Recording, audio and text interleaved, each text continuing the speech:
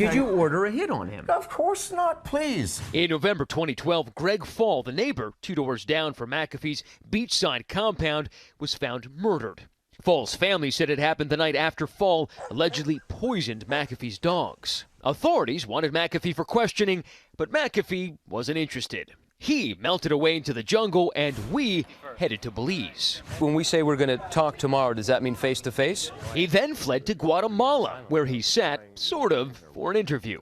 After faking a heart attack, McAfee was finally deported back to the U.S. and to freedom, never charged with any crime in Belize. Now, 4 years later, McAfee granted me his first no-holds-barred interview.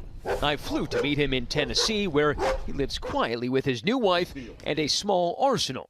Is it a real gun, though, or is it like an air rifle? Believe me, it's a real gun. And his faithful bodyguard. Let me make this perfectly clear. I had nothing to do with the murder of Gregory Fall. You're asking the most ridiculous thing. This is not, you have to admit that it's not ridiculous. It is. That your dogs, 9 of your dogs, your beloved dogs, are poisoned. That would make a man who loves animals absolutely irate. Right.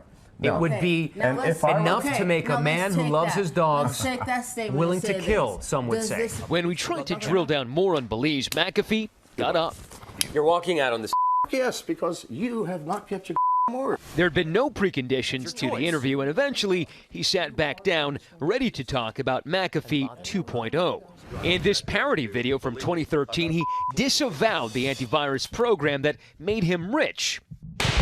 The company's new owners called it ludicrous. Regardless, McAfee's become the prophet of digital doom, paid $25,000 a pop to speak to groups like this, single-mindedly sounding the alarm about privacy.